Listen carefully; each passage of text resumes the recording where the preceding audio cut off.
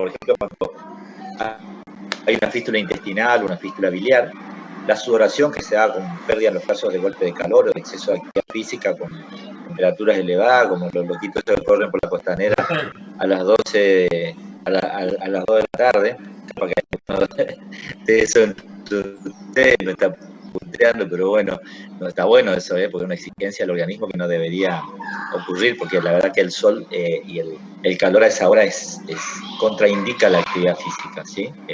Verano estamos hablando, ¿no? Y aparte de las lesiones de piel que produce el sol y todo eso, ¿no? Y luego la regulación hormonal, habíamos dicho de que la insulina, como una hormona que tiene que ver con la diabetes, cuando está en déficit, puede producir poliuria, puede producir pérdida de agua y electrolítico. El electrolítico también puede estar dentro de la regulación hormonal, la renina, angiotensina, aldosterona, sobre todo, obviamente, la aldosterona como parte final de ese eje. También la hormona antidiurética, ¿sí? Secretada por la hipófisis. Todos esos factores pueden contribuir a la pérdida, a las alteraciones de la concentración, ¿sí? De los electrolitos. Bueno, fíjense ahora esta clasificación. Exceso de líquido extracelular, ¿sí? Si está acumulado dentro del vaso, recuérdense que había mucho que el líquido extracelular puede ser intravascular o intersticial. Si está acumulado dentro de los vasos sanguíneos, a eso se le llama hipervolemia. Está aumentado el volumen, ¿sí?, de sangre, de líquido, en el intravascular.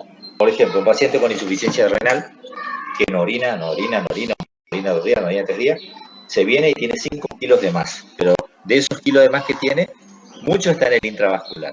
Y otra parte está en el intersticio. Entonces, hipervolemia intravascular, intersticio, edemas. Edema es acumulación anormal de líquido en el intersticio. Y puede haber, si como hay un exceso de líquido, puede haber un déficit de líquido extracelular, ¿sí? Y ahí tenemos paciente, al contrario de lo anterior, en vez de hipervolemia, hipovolemia, ¿sí? Que el paciente tiene baja cantidad de sangre, está hemoconcentrado porque le falta líquido, ¿sí? Le falta agua. Y también la deshidratación tisular, la deshidratación de los tejidos. Esa deshidratación puede ser intersticial o puede ser intracelular. La célula deshidratada está como arrugada y con menor volumen porque perdió líquido. Esa es una clasificación entonces, ¿cómo puede haber? Exceso de líquido extracelular o déficit de líquido extracelular. Y para ir viendo nuestro vocabulario, hipervolemia, hipovolemia, edemas o deshidratación. Dentro del exceso de líquido intracelular tenemos el edema celular, o sea, la célula hinchada, aumentada de volumen. Esta célula puede hincharse tanto que se puede romper. Y déficit de líquido intracelular, que es la deshidratación celular que le decía recién, la célula arrugada, chupada, ¿sí?, como un globo desinflado. Muy bien, sodio. Sodio es Na y es uno de los electrolitos que vamos a considerar. Sí, vamos a considerar sodio y potasio. No vamos a considerar los demás porque es una locura, ¿no? O sea, vamos a tratar de ver las alteraciones de la natremia, ¿sí? ¿Qué conceptos generales podemos decir con respecto a los trastornos del sodio? Que los trastornos del sodio y del agua corporal están íntimamente unidos, ¿sí? Porque la alteración de uno, o sea, la alteración de cualquiera de ellos, genera alteración en el otro inmediatamente. O sea, una alteración primaria, por ejemplo, la deshidratación de agua, la pérdida de agua va a generar hipernatremia. Y el exceso de agua va a generar hiponatremia, ¿sí? El sodio normal es de 140 miliequivalentes por litro. La mayoría de las medidas acá son en miliequivalentes por litro, que es una forma de medición, con un rango bastante estrecho de normalidad, de 135 a 145 miliequivalentes. Ahora vamos a ver cómo se define la hiponatremia por debajo de esto y la hipernatremia por encima de esto. Hiponatremia se define como una concentración de sodio plasmático menor de 135 miliequivalentes por litro. ¿Qué indica la hiponatremia? Hipo, bajo, natrius, natremia, sodio, bajo sodio. Indica que la relación entre el sodio y el agua en el líquido que nosotros medimos, que es el plasma, está disminuida. No indica la cantidad total de sodio, ni la cantidad total de agua, porque ambos pueden ser bajos, normales o altos.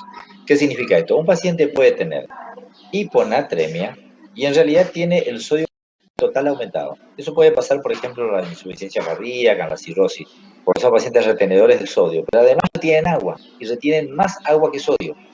Entonces están muy hinchados, muy edematizados y la dilución del sodio le da que hace que la concentración de este sea inferior a 135 miligramos. Entonces el paciente tiene un sodio plasmático en la concentración bajo, pero una cantidad total de sodio en el organismo alta. ¿Sí? Es una cosa bastante común eso. La hipernatremia, por el contrario, es sodio plasmático mayor de 145. No es un índice de la cantidad total de sodio y agua, sino que también el agua puede estar alta, normal o baja, y el sodio lo mismo, desde el punto de vista del sodio y el agua corporal. ¿Sí? Pero la concentración es lo que estamos viendo acá nosotros. En este caso, la hipernatremia habla de una concentración mayor de 145 miliequivalentes por litro. La cantidad total de sodio depende de un balance entre el ingreso, que ingresa con qué el sodio, con la dieta, y la eliminación, que fundamentalmente la eliminación del sodio es renal, aunque una pequeña cantidad también se elimina por la piel. Por eso que el sudor es, ¿de qué sabor? Salado. No transpiran salado. Salado, y sobre todo cuando transpiramos en verano, que se evapora rápidamente el agua por el calor corporal y el sodio se concentra en la piel y hasta puede hacerse como una cosita blanca, digamos, que es el sodio, ¿sí? O sea, la sal directamente, que queda pegada ahí en la piel, ¿sí? Eso es la gente que hace actividad física, hace deporte así de manera intensa. No sé si es el caso de ustedes. O son más bien sedentarios y tranquilos, digamos, les gusta tomar cerveza y mate, depende de la hora.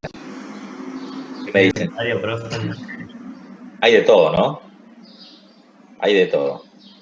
Yo entre mi residente tengo los que entrenan, viste, que hacen crossfit y todas esas cosas, y los que no hacen pomo, ¿viste? Y realmente la diferencia es bastante notable. Yo estoy en el medio ahí, viste, por ahí salgo a correr, por ahí juego al fútbol, y nada, tampoco me mato, ¿no? A esta altura del partido no es conveniente. Bueno, muy bien. Entonces, la mayoría de las alteraciones de la natremia, de la concentración del sodio, no se deben a una alteración primaria del metabolismo del sodio, sino que lo que se deben es a un exceso o un déficit de agua. ¿Sí? O sea que la concentración de sodio se altera porque hay exceso de agua o porque hay déficit de agua en realidad. El sodio es el catión más importante del líquido extracelular, es el principal responsable de la osmolaridad plasmática. Ahora vamos a ver la fórmula de la osmolaridad plasmática. La osmolaridad plasmática es la fuerza que regula la cantidad de líquido dentro del vaso. ¿Se acuerdan que decíamos el otro día que dependía, por un lado, la cantidad de líquido dentro del vaso, cuando hablamos de edemas pulmonares, de la presión hidrostática y de la osmolaridad? ¿Sí? Y del mantenimiento del volumen extracelular, incluido obviamente el volumen plasmático, que es donde nosotros medimos. El riñón preserva el volumen extracelular regulando la excreción o retención de sodio a nivel de los túbulos renales, sobre todo túbulo contorneado proximal y túbulo contorneado distal, de la nefrona. O sea, el riñón es un elemento fundamental en la retención de sodio y en la pérdida de sodio. El balance de agua llevado a cabo por la sed, el mecanismo de la sed, hace que uno tome agua y además libera hormona antidiurética. Yo estoy deshidratado, voy a tener dos fenómenos. Por un lado, voy a tener sed, ¿sí? Voy a tener ganas de tomar agua. Justamente eso es lo que me evita que me siga deshidratando, siempre y cuando tenga agua a mano, ¿no? Muchas veces los enfermos no tienen agua a mano y tienen sed, ¿sí? ¿Y qué hace el organismo, además de producir el mecanismo de la sed? Libera hormona antidiurética, que es una hormona que está a nivel de la neurohipófisis, en la hipófisis posterior, a la ADH, que lo que hace es aumentar la reabsorción de agua a nivel del túbulo colector, fundamentalmente. Entonces se elimina una orina concentrada, que es cuando estamos deshidratados, ¿sí? Jugamos un partido, entrenamos, no sé qué, perdimos un montón de líquido por el calor, por la actividad física, y orinamos concentrado, ¿sí? La orina es un color fuerte, es poca, ¿sí? ¿Por qué? Porque liberamos ADH y además tenemos sed, intensa sed, ¿sí? a veces el problema es que la sed la matamos con cerveza. Y la cerveza, si bien hidrata, obviamente, porque tiene agua, y además genera placer, tiene alcohol, y el alcohol inhibe a la hormona antidiurética. O sea que sigo orinando, empiezo a orinar mucho, por eso cuando tomo cerveza orino mucho de entrada, no solamente por lo que tomé, sino porque hay una inhibición de la antidiurética, de la hormona antidiurética por los niveles de alcohol, y entonces no me rehidrato bien. Lo ideal es, después de una actividad física, rehidratarse bien, y una vez que uno está bien hidratado, recién tomar la cerveza, ¿verdad? Profe, Sí, ¿y el mate haría lo mismo escucho, que escucho. la cerveza? ¿O algo así? ¿Cómo? ¿El mate haría algo así también en nuestro organismo? ¿Iría a la antidiurética o no? La cerveza, por tener alcohol, inhibe a la antidiurética. O sea, mantiene la inhibición de la antidiurética. Si vos hiciste ejercicio, tenés una inhibición de la antidiurética porque estás, eh, digamos, estás deshidratado, ¿verdad? Entonces, la antidiurética en realidad no es inhibición, perdón, lo que es liberación de antidiurética, justamente es para evitar la diuresis. El pH lo que hace es aumentar la reabsorción de agua en el túbulo contorneado. ¿Por qué? Porque sensa que al organismo le falta agua. Entonces, ¿qué hace? La orina se concentra. Por eso yo le decía que eliminamos una orina concentrada, ¿sí? Y la persona orina poquito, de color fuerte, ¿sí? Porque concentró la orina y mantiene líquido dentro del intravascular porque lo necesita, pues está deshidratando. Si yo me rehidrato, ¿sí? Con agua, con gaseosa o con agua saborizada o lo que sea, voy a llenar lo que está faltando, va a haber una absorción rápida a nivel del tubo digestivo, se van a restablecer los volúmenes, ¿sí? Sobre todo el volumen intravascular, y la antidiurética va a dejar de actuar a nivel del túbulo colector. Entonces voy a empezar a orinar más, porque al dejar de actuar la antidiurética se deja de concentrar la orina, se reabsorbe menos agua y entonces empiezo a orinar más y orino bien. Si yo en vez de rehidratarme con agua saborizada, agua mineral, agua de la canilla, lo que sea, me rehidrato con cerveza, la cerveza tiene alcohol, ¿sí? Y lo que hace el alcohol es mantener liberados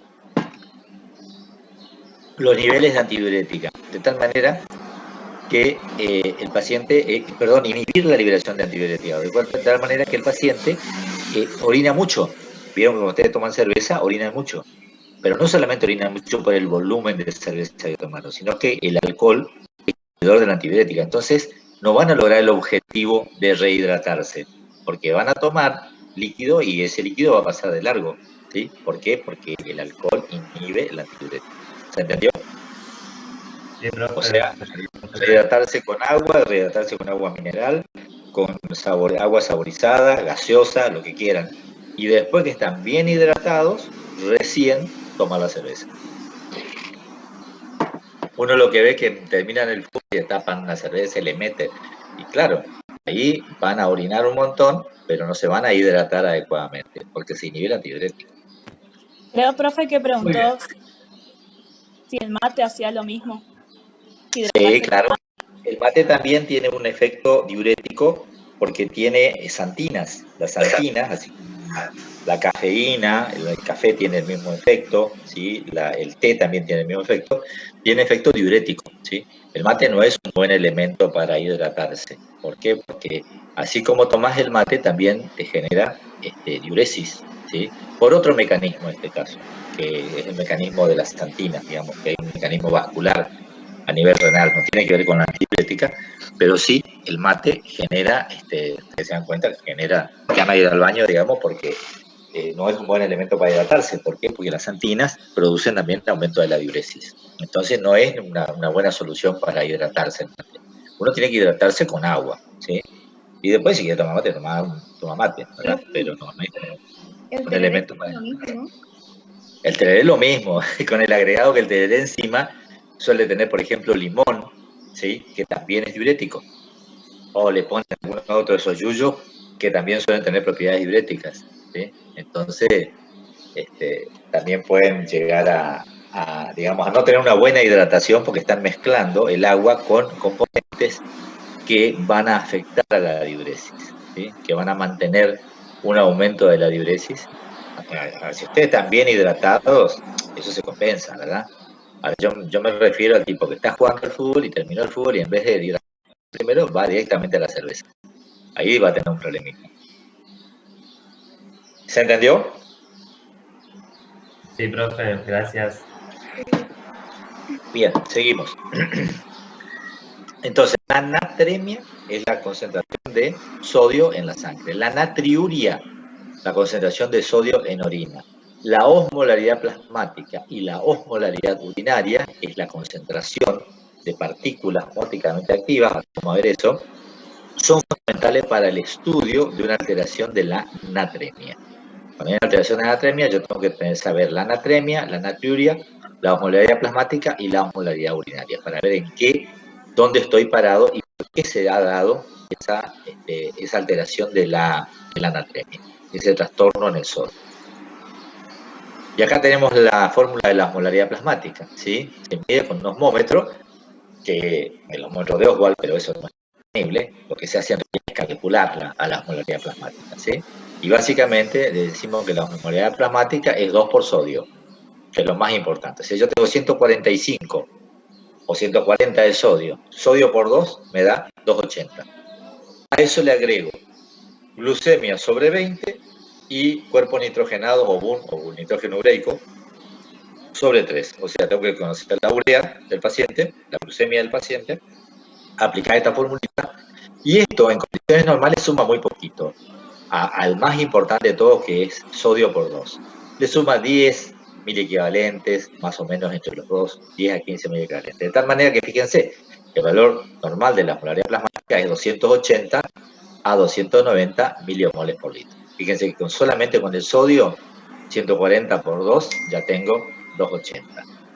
O sea que los demás elementos participan muy poco. Ahora, cuando estos elementos están alterados de manera patológica, como en el caso, por ejemplo, de la diabetes, y el paciente en vez de tener una glucemia de 0,90, tiene una glucemia de 6 gramos, y bueno, ahí hay hiperosmolaridad, sí, sin duda, porque hay factor que está incrementando mucho al elemento de base que es sodio por 2.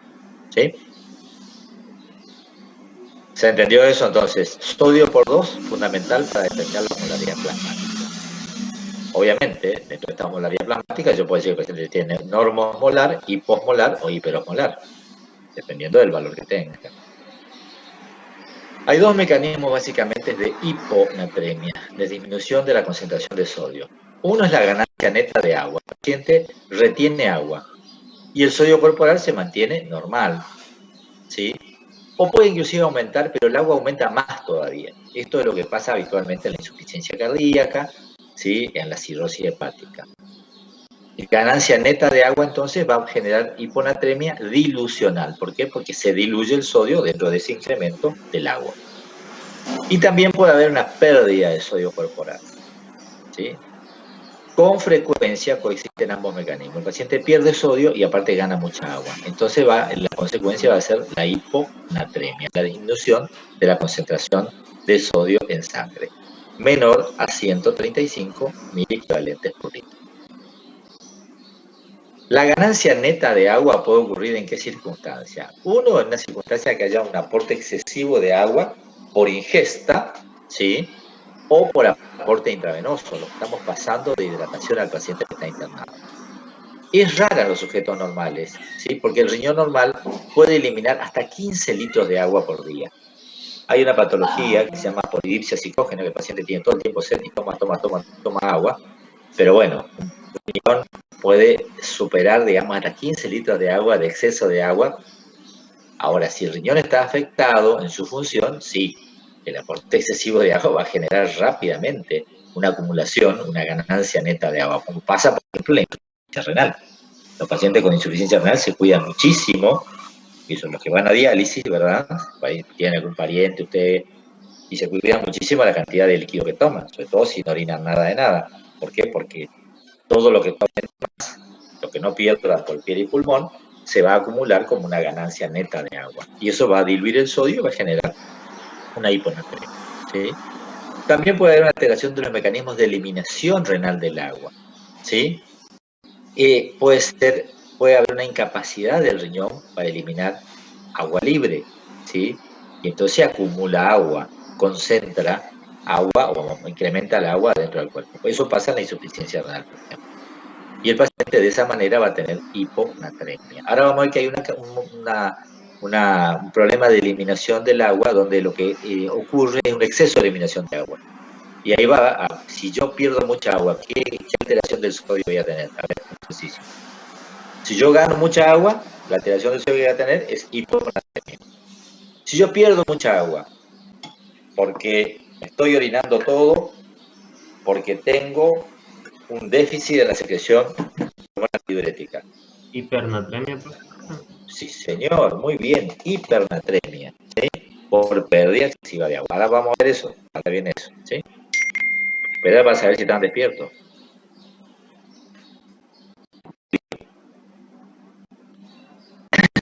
Seguimos con la fisiopatogenia, entonces, de las alteraciones del sodio. La capacidad de generar agua libre está alterada en las siguientes circunstancias.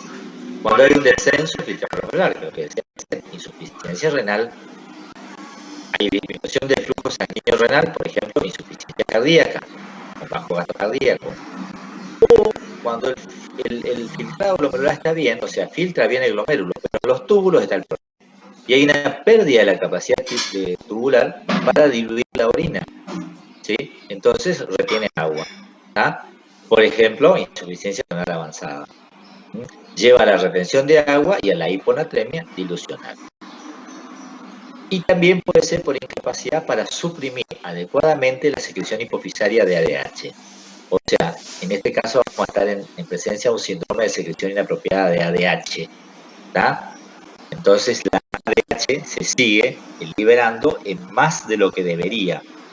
Y al liberarse más de lo que debería, esa ADH, que es la antidiurética, me va a reabsorber más agua a nivel del túbulo colector. Y me va a generar más agua libre dentro del organismo. Me va a aumentar la concentración de agua. Esa cantidad de agua aumentada me va a diluir más el sodio. Y ese sodio diluido me va a generar la hiponatremia dilucional.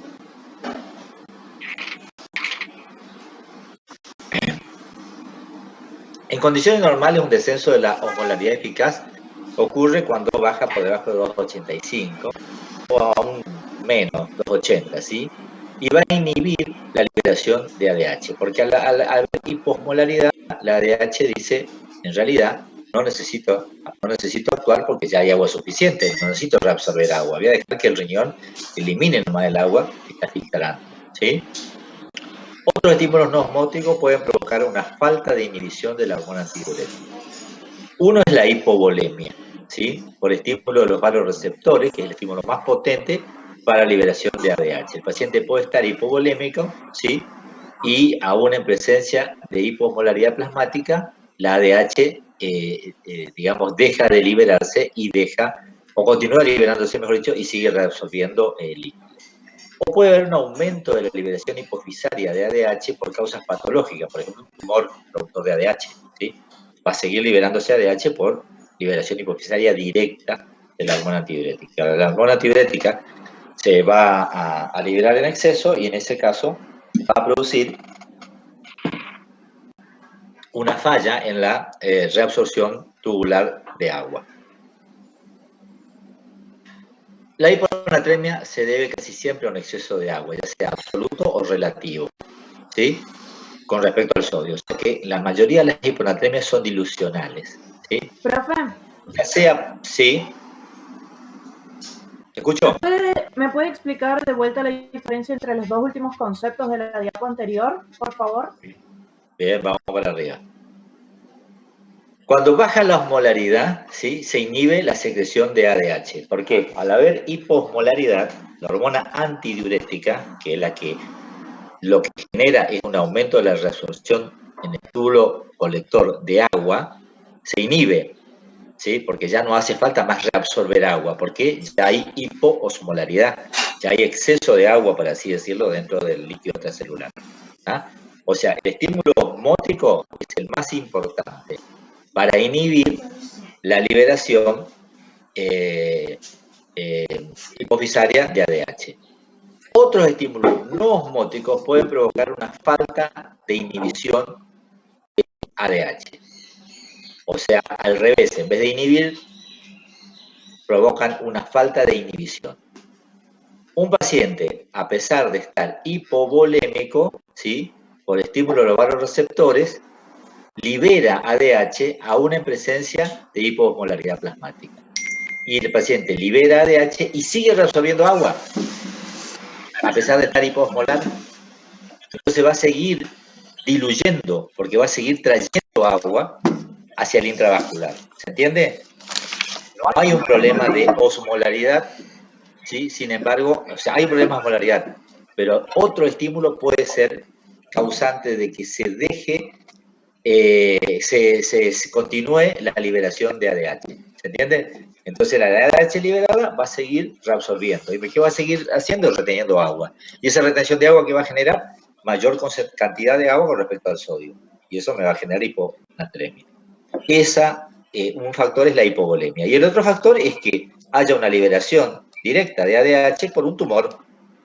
¿Sí? No le da bolilla a la osmolaridad y sigue liberándose ADH porque hay una secreción de ADH por una patología. Vamos a ponerle un tumor productor de ADH. ¿Sí? Entonces, a pesar de haber hiposmolaridad y obviamente hiponatremia, se sigue liberando ADH y el túbulo colector sigue reabsorbiendo agua y metiendo más agua y generando más dilución del sodio y más hiponatremia. ¿Se entendió? Sí, se entendió. Gracias.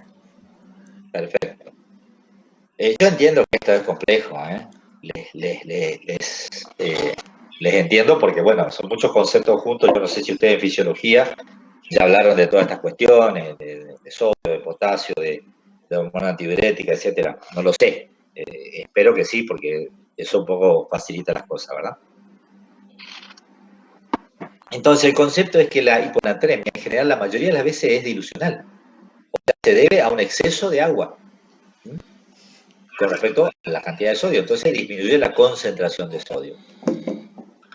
Bueno, entonces, eso puede ocurrir entonces por disminución de la capacidad de eliminar agua libre o por defecto en la capacidad del riñón para generar una orina bien diluida, ya sea por alteración intrínseca renal o por exceso de ADH.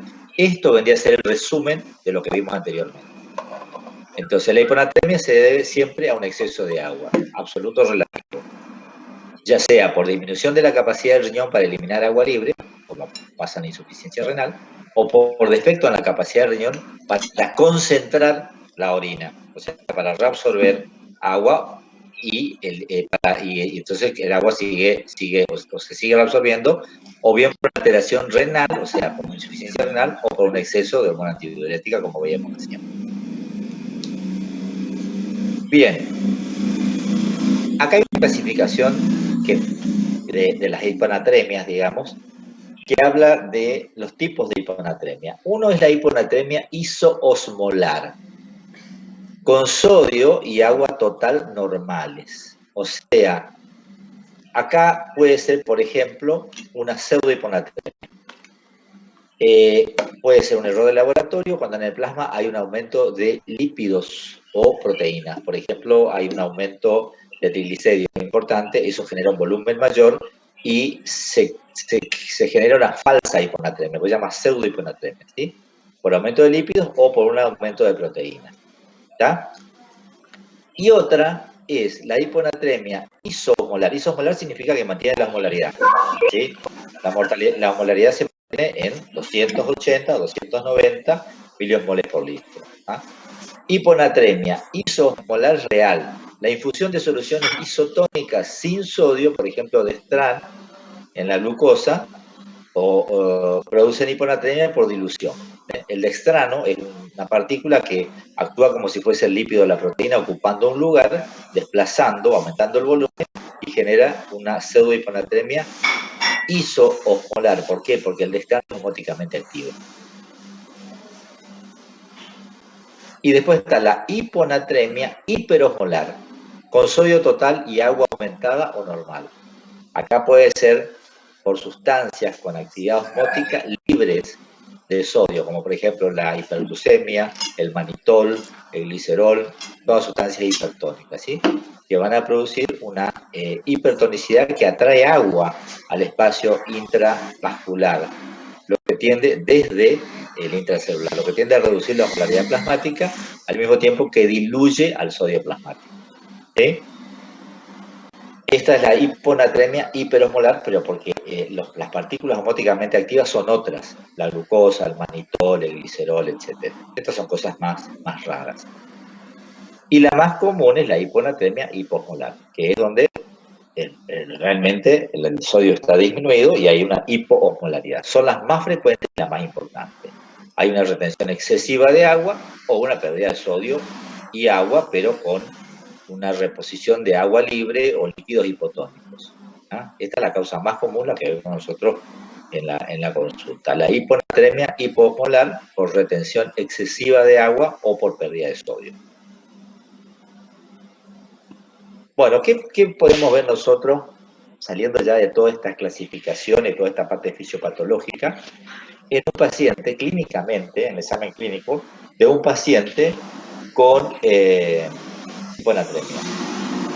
Bueno, una de las cosas que tenemos que valorar es cómo está la volemia, cómo está el volumen sanguíneo circulante efectivo. Una de las cosas que podemos decir es que, bueno, que la volemia se evalúa, una de las cuestiones es por la tensión arterial, si el paciente no está hipotenso o está hipertenso. Si está hipotenso no puede pensar que está hipovolémico, si está hipertenso puede pensar que está hipervolémico, o sea, estamos valorando la volemia. Y también por las presiones de llenado, por ejemplo, la presión venosa central. Y también por los signos de perfusión tisular. La hipotensión arterial con presiones de llenado baja y signos de hipoperfusión tisular, frialdad, osmobilación, oliguria, disminución de la diuresis, indica la presencia de hipovolemia. ¿Está? Eso es la forma de valorar el intravascular, o sea, el líquido intravascular. Yo si tengo este fenómeno de hipotensión arterial con PVC baja, ¿sí? Presiones de llenado baja, más hipoperfusión, o sea, tengo frialdad de las extremidades, obnubilación, o sea, alteración de la perfusión cerebral, y oliguria, alteración de la perfusión renal, indica hipovolemia. El líquido intersticial, eso para valorar el líquido intravascular. En cambio, el líquido intersticial se valora por la presencia de edema o signo del pliegue. Edema es el signo de la fosa, de la fosita, o signo de Godet, que yo comprimo con el dedo, la parte del tejido subcutáneo, y se hunde el dedo. ¿Por qué? Porque hay un exceso de líquido intersticial. Yo cuando genero esa presión con el dedo, estoy desplazando el agua de ese lugar y estoy generando un pozo. Eso se llama signo de Godet, signo de la fosita, ¿sí? Indica edema. En cambio, cuando una persona está deshidratada, hay otro signo que se llama signo del pliegue.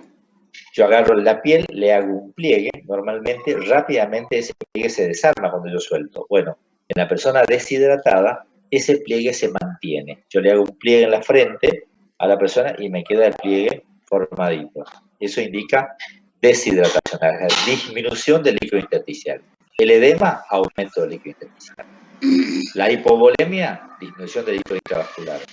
La hipervolemia, aumento del líquido intravascular. Bueno, esta es otra clasificación de las hiponatremias, ¿sí? Disminución de la reserva de sodio, pérdidas digestivas, esto es cuando ya hay un problema de pérdida, ¿sí? de sodio, por vómito, por diarrea, por uso de laxantes, pérdidas cutáneas por transpiración excesiva, como decía hoy, pérdidas renales por uso de diuréticos, por ejemplo, o por insuficiencia suprarrenal. En el riñón enfermo, la insuficiencia renal crónica, las nefritis perdedora de sales, lesiones tubulares o algunos tóxicos como la anfotericina, la hipercalcemia y la hipercalemia, acá tengo dos, siempre se confunden, hipercalcemia es aumento del calcio, hipercalemia aumento del potasio. Todas esas van a producir una disminución de la reserva de sodio porque van a ser factores causales de depresión de sodio porque van a generar pérdida de sodio, ¿sí? Las más comunes, digamos, estarían acá. Vómito, diarrea, uso de laxante. ¿Ah? Y bueno, transpiración, que es una cuestión pasajera, digamos, que tiene que ver generalmente con la actividad física, ¿sí? O el uso de diuréticos, o con el uso de diuréticos, porque en nuestra zona es muy común que los pacientes estén medicados, por ahí pacientes ancianos, añosos, están medicados por diuréticos y toman 2 o 3 medicamentos, uno de ellos diurético. Y el médico no le gusta los diuréticos cuando viene el verano. Resulta que en el verano el paciente pierde mucho más líquido por el calor, por la transpiración, porque es una época del año que se pierde mucho más líquido y el paciente sigue tomando la misma dosis de diurético, ¿sí? Y encima, muchas veces los ancianos no tienen el mecanismo de la sed bien sano, digamos, y lo que no sienten sed, a pesar de que se están deshidratando, ¿sí?